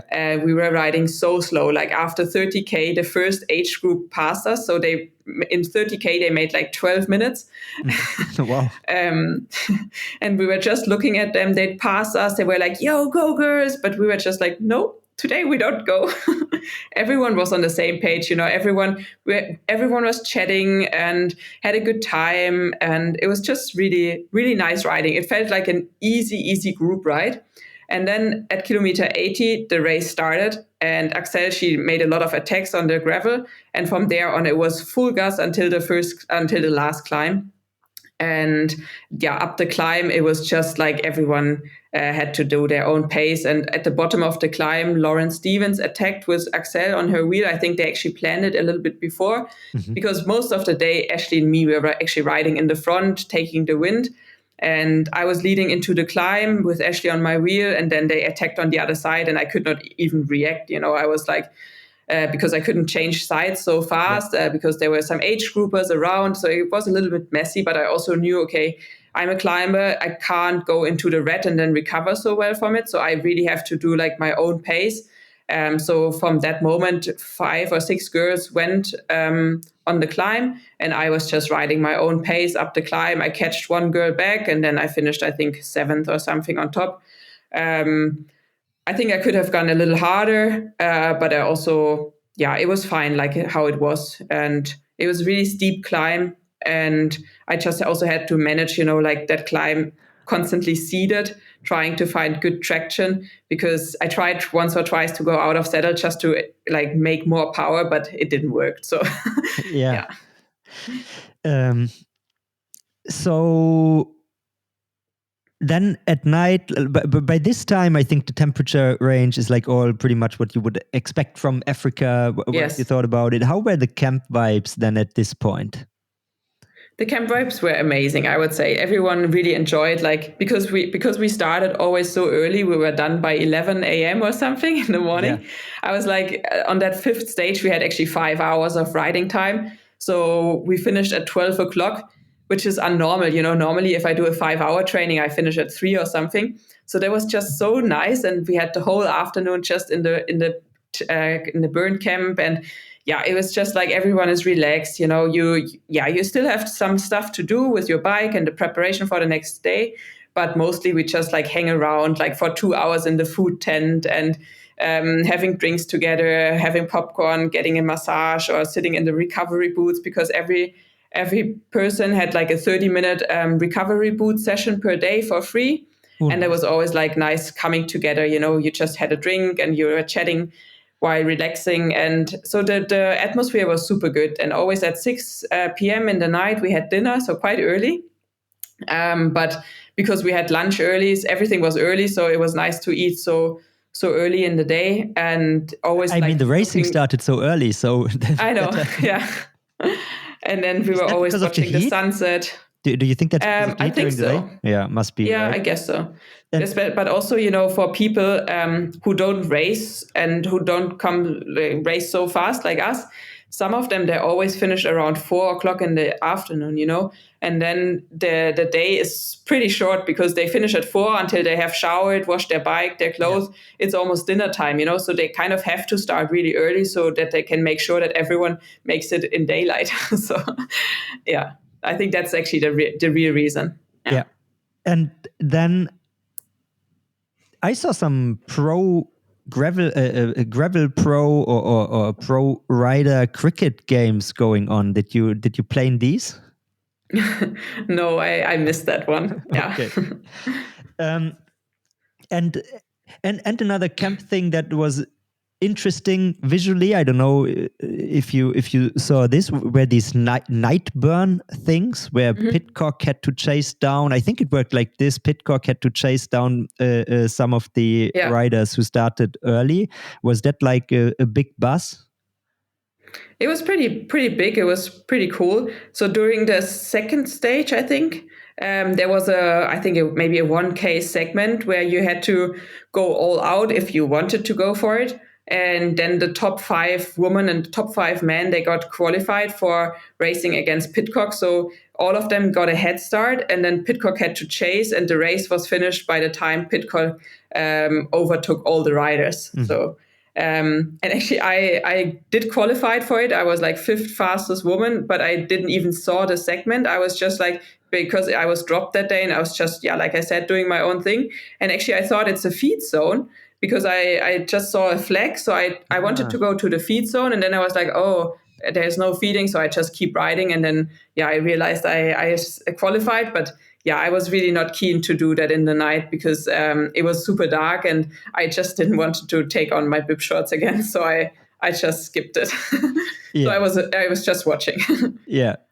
Also sounds like something that is probably a bit more fun for the normies and not the... Yeah, I think the pros, they were actually not supposed to do it. Like I know Simon Pello, I think he was riding. But mostly it was for the age groupers or amateurs because it's so cool for them, to race against Pidcock. Yeah, so, exactly. Yeah. Then stage 6, the neutralized stage, super windy. I assume a bit another adventure in the tent. It definitely was. The whole night, I think most of us who slept in a tent, they didn't sleep really well because some tents really they broke down, like the tents were flying away and it was so windy. I think it leaded up to almost 70 k's per hour. Wow. And in the morning, everything was falling apart. The big food tents, they were collapsing.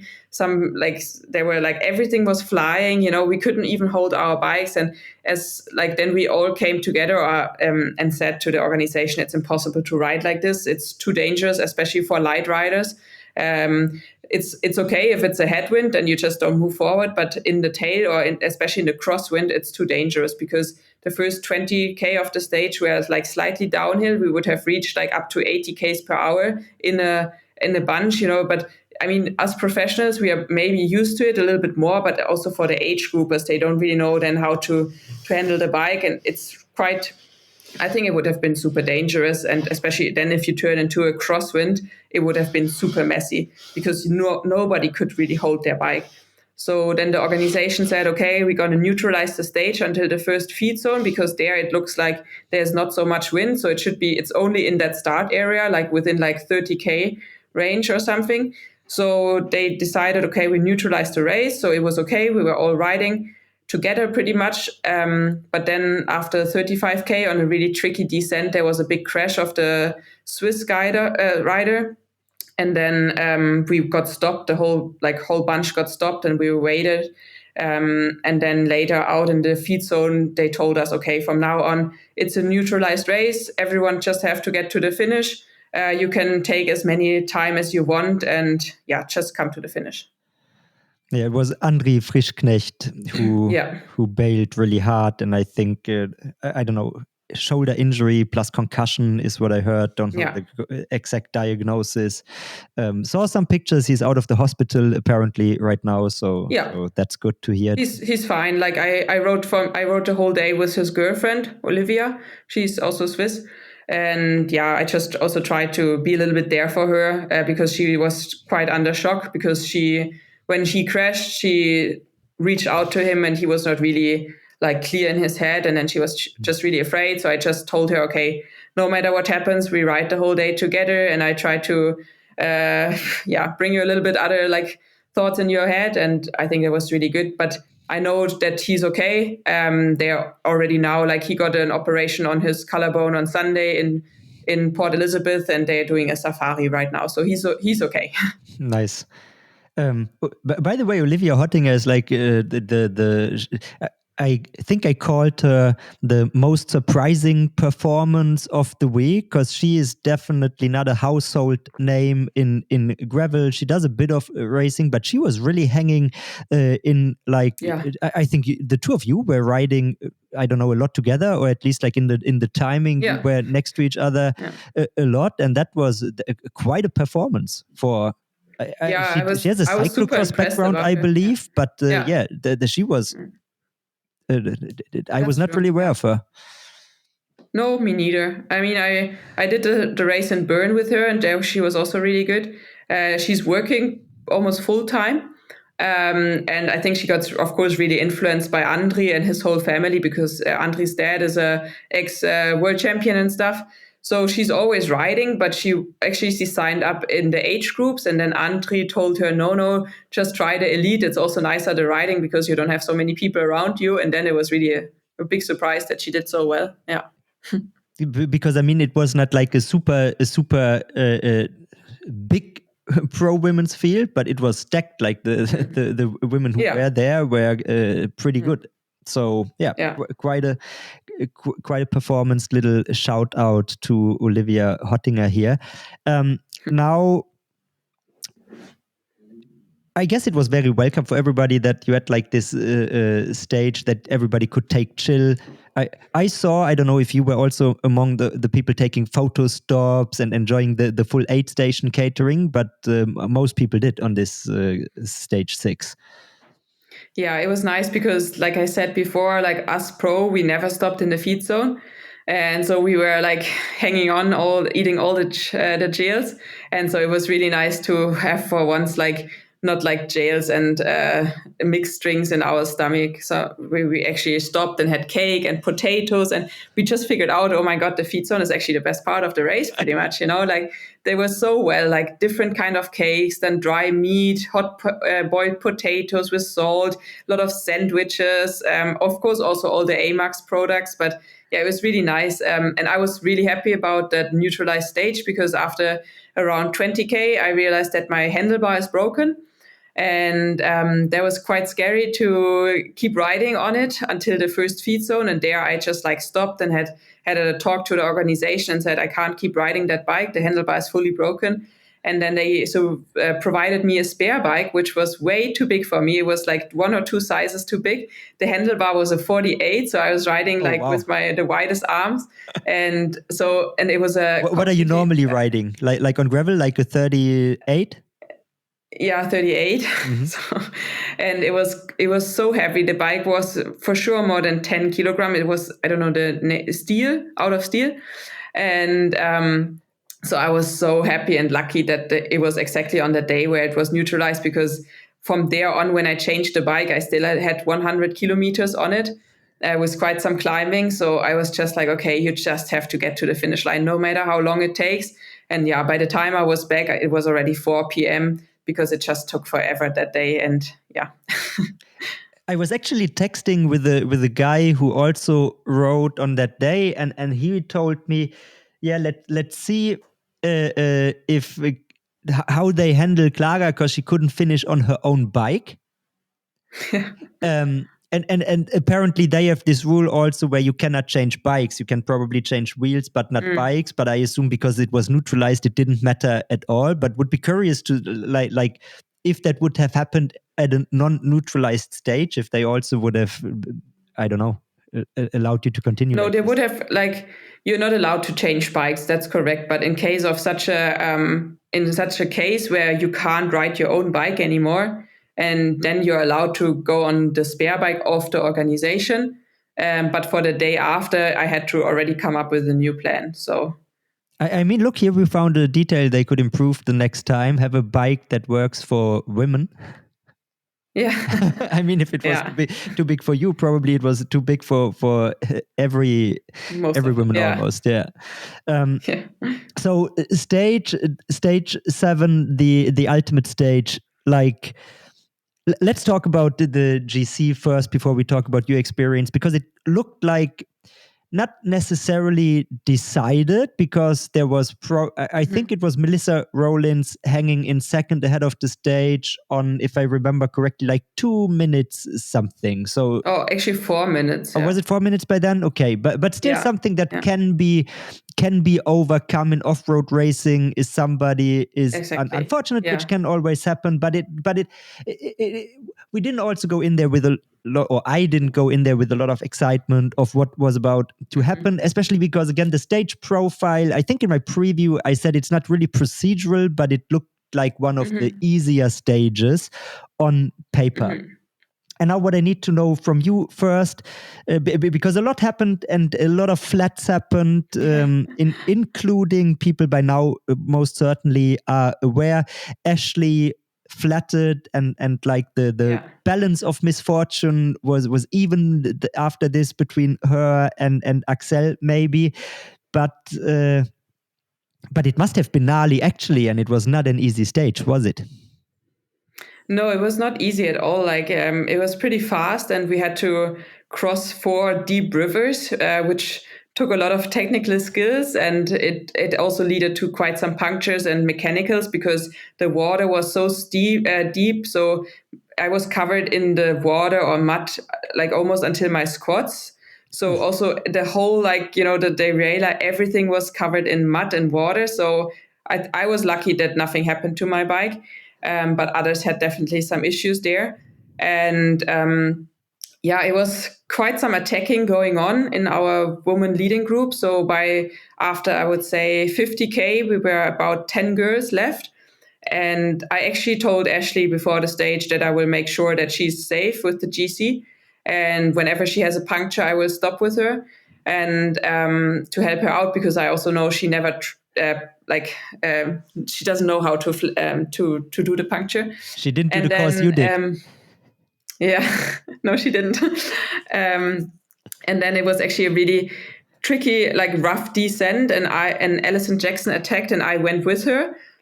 Before, I always make sure that I stayed behind Ashley on the descents, but in that case, I was just like, okay, you have to follow this attack. And then I followed, and then on the bottom of the climb after the descent, I turned around, and we were only like 5-6 girls left, and I couldn't see Ashley. So I was like, oh God, what happened? And so I asked the commissaire, and he said, yeah, she had a flat pretty much on top of the climb. So I asked the commissaire, can I ride backwards to help her? And then he said, no, you can't go across, like, because people are coming down that hill. And I was like, shit, what should I do now? Because I told her I would stop with her. So I felt really, really guilty and really sorry for her, because I know that she would start to also maybe probably panic a little bit, because every minute you lose is bad. And so I felt really, really guilty for that and really sorry. But then after, so I told actually the girls in the bunch, hey, can we please slow down because Ashley has a flat tire? But they were just like, no, we don't slow down. We race now. So they started attacking and go full gas. And then I just made the decision, okay, now I just I can't do anything right now. Even because it was just before a 10, 15 kilometer climb.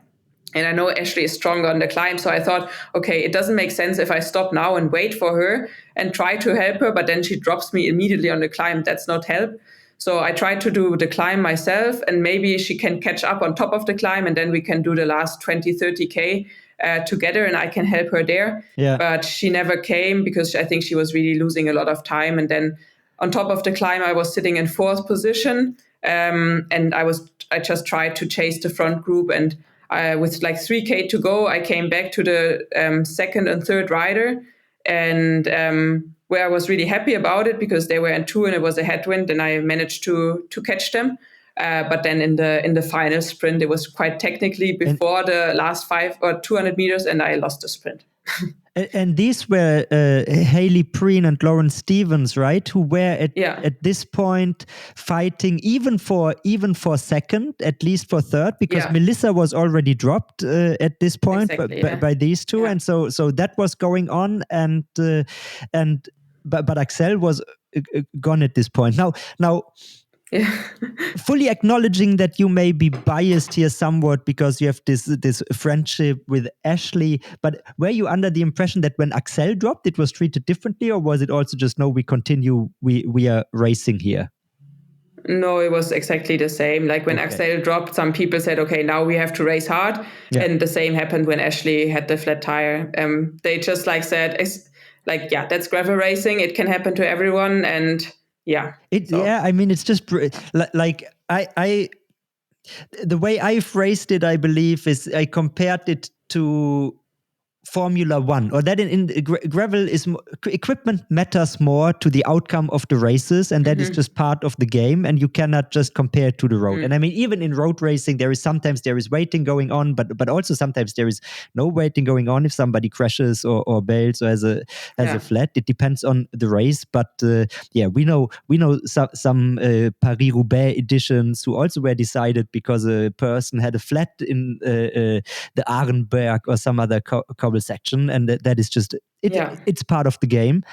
And now you did this race, you finished, you had in the intro, or when we started, you said it was one of the biggest adventures you ever did.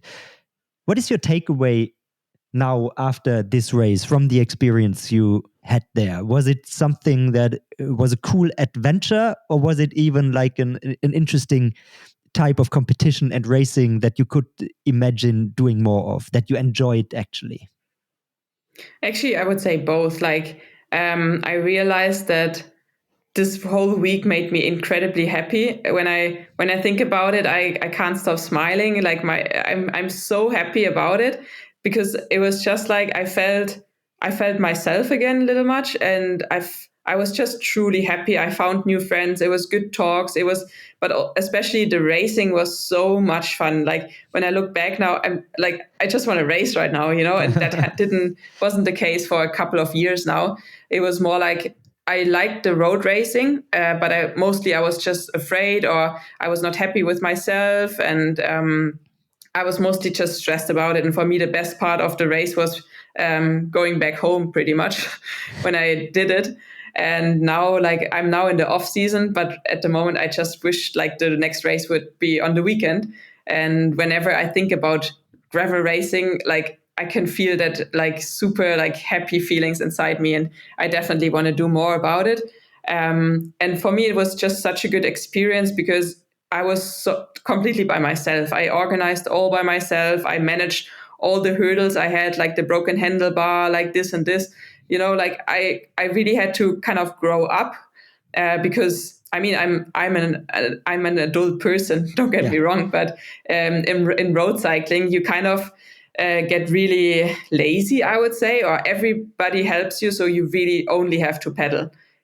They try to minimize your effort off the bike, and so I just put my laundry bag out of my hotel room. I come to the to a table where everything is ready. My bike is ready. If I have any mechanical, I just get a new bike. These kind of things, which is of course nice, But I think it was really nice for me to organize myself and learn so much about the bike, about the equipment, about traveling, about everything pretty much, how to fuel myself, these kind of things.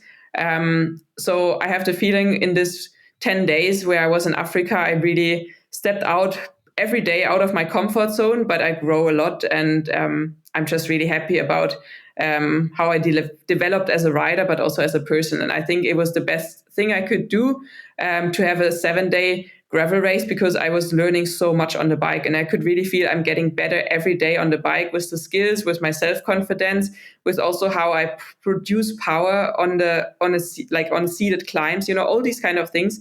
And these are things I really want to take into the off season, prepare well for next year, and can't wait to have some more gravel races next year. Can you already talk about what's going to happen next year?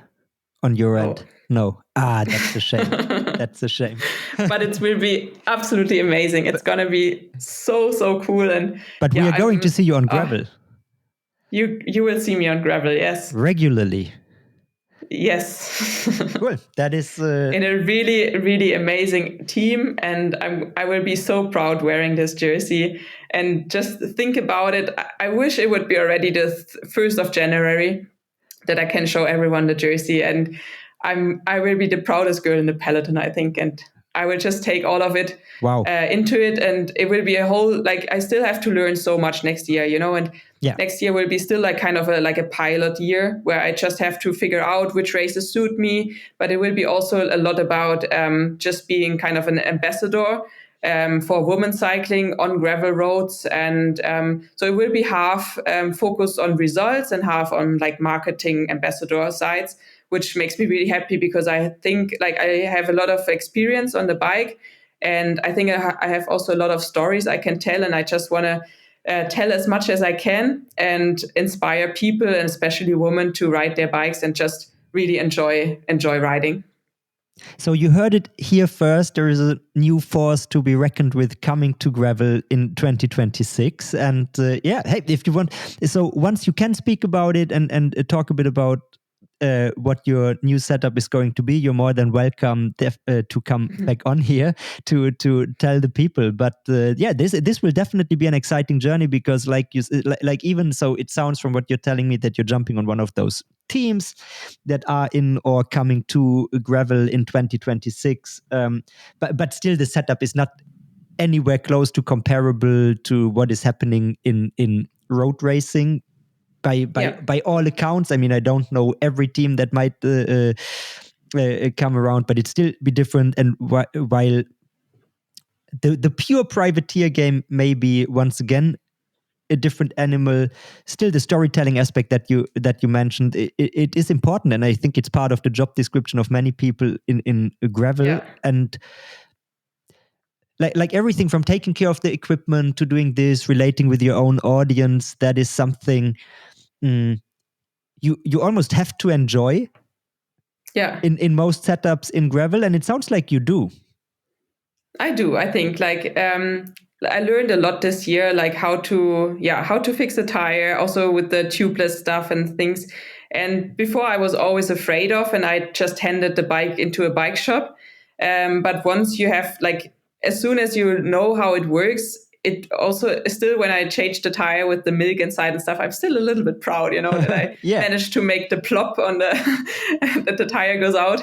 And it's nice because then you get a better connection, I think, to your bike. You know how it works, and it's also good for the self-confidence. I think that, no matter what happens, you can actually do it yourself. You don't need other people around. And I think that's of course, there's still so many things I have to learn about bike equipment, and I will never dive too much into it. Like, for example, with cooking or something, I'm still more like, if I have to decide if I cook or if I clean my bike, I would always do the cooking thing. But I think it's good to just, like, for everyone who wants to start riding, that you have a little bit of clue about your bike and what kind of material is the best. And so, I think that's a good thing. So make sure you follow Clara and her journey venturing into gravel, the road to gravel transition journey, we could dub it. Where can people actually follow you? Where should they follow you? I think on Instagram is the best. I don't use any other like social media platforms. Already I'm trying my best on Instagram to be as reachable as possible. But sometimes I'm too lazy for it or something, or there are other things in my head. But I think Instagram is the best way to follow my journey. Yes. We'll make sure to put the link to your Instagram in the show notes so people can follow you. Thanks a lot for taking the time to sharing your gravel burn experience here with us. Thank you. Have a great day. Thank you so much. See you later.